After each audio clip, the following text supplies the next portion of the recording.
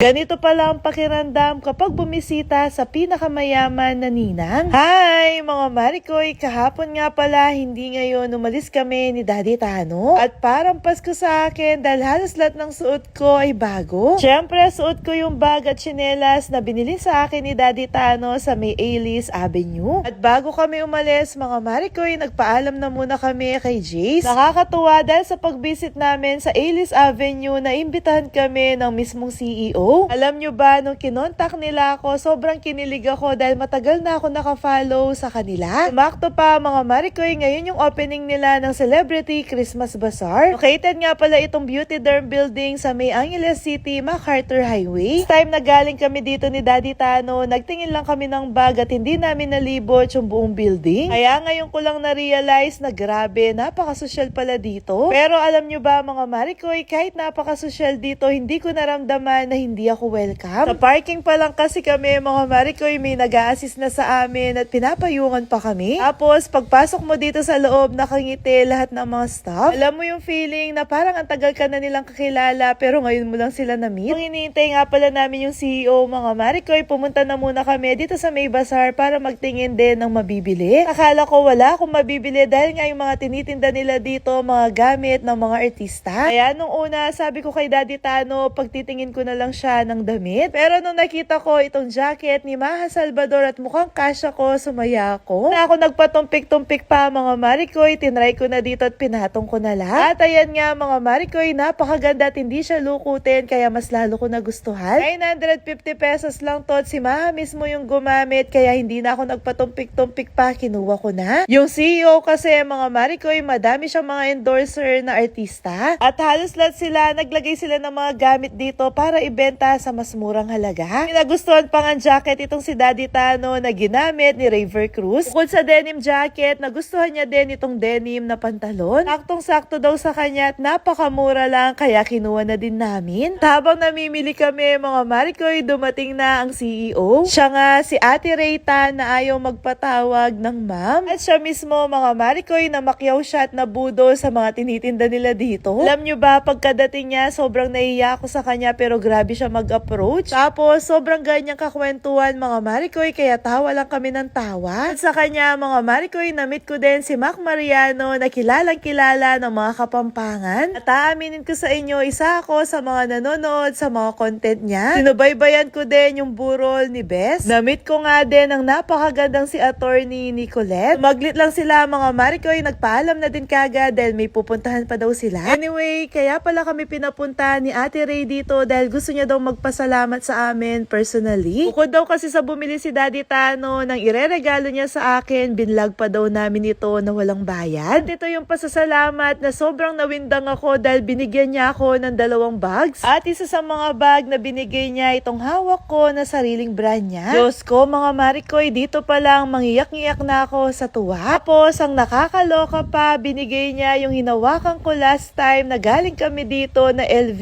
bag. Para daw may nagagamit akong pang araw-araw. Alam nyo ba, sobrang nanginig ako nung inabot nila sa akin ito at sobrang tuwang-tuwa din ako. In the same time, nahihiya din ako. Nahihiya na ako sa sobrang bait ni Ate Ray. Dinala niya rin pala kami dito sa may spa nila na nasa loob din ng building. So niya nga din pala kami ipamassage dito pero tumanggi kami ni Daddy Tano. Sabi namin sa kanya, next time na lang kasi nahihiya na talaga kami. Pero alam nyo ba, nagulat ako dahil sobrang laki pala nito, meron pang second floor. Madami silang services na ino-offer dito at kung makikita nyo yung lugar, akala mo mahal pero pareho lang sa ibang spa. Tinignan din namin yung mga beauty products ni Ate Ray at aaminin ko sa inyo, meron akong iilan na ginagamit sa mga products niya. Katapos namin dito, mga Marikoy, nagpaalam na siya. Kami naman ni Daddy Tano, pumunta kami dito sa may Vinery. Kasi ni Daddy Tano, lubos-lubosin na daw namin na hindi namin kasama si Jace, mag-date na daw kaming dalawa. Sakto naman, gusto naming itry yung mga pagkain at saka drinks nila dito. At in fairness, sa Dalgona coffee nila, napakasarap. Nag-order nga din pala si Daddy Tano na parang clubhouse pero hindi clubhouse, nakalimutan ko yung pangalan. At hindi na namin namamalayan, bigla naming nasimot. At bigla pa nga nagsisi si Daddy Tano, dapat pala daw nung sinurprise niya ako, hindi niya na ako pinapunta sa sasakyan, dito niya na lang ako pinapunta. Sabi ko naman sa kanya, kahit sa banyo niya ako i-surprise, sigurado akong kikiligin. Ikaw ba naman bigyan ng LV bag? Pero sa totoo lang, hindi ako sa mismo bag kinilig. Mas kinilig ako na nag-effort nag-chat na aalala niya pa yung pangako niya sa akin. Anyway, pagkatapos namin kumain, bago kami umuwi, dumaan na muna kami dito sa may Alice Avenue. May mga bago daw silang dumating, kaya tinignan na muna namin ni Daddy Tano. At syempre, nagmamanifest din kami ni Daddy Tano na sana soon makabili kami ulit dito. Alam nyo ba, dahil sa LV bag na niregalo sa akin ni Daddy Tano, madaming bumabati ko sa amin. Yung mga nagsasabi na sayang lang daw yung pera, sana ininvest na lang daw namin. Totoo lang din, napaka-practical ko na tao. Hindi ko tatanggapin yung regalo sa akin ni Daddy Tano kung alam ko na walang matitira sa amin. Kung alam ko na yun lang yung pera namin at wala kaming ibang investment. Actually, kung hindi ako niregaluhan ni Daddy Tano, ako mismo bibili ako ng bag ko. Dahil alam ko na deserve ko, pinagpaguran ko at hindi ko hiningi sa ibang tao yung pambibili ko ng bag. Ang maliit na bag na to, mga Maricoy, balak kong bilhin kay Jace. Kasi alam ko, deserve ni Jace to dahil sa kanya kung anong meron kami ngayon. Kaya sabi ko, mga Maricoy, next time na pagbalik namin dito, bibili na namin to. Mahilig din kasi si Jace na magbag, kaya minamanifest ko din yan. Tok, tok, tok, tok, tok, tok, tok, tok.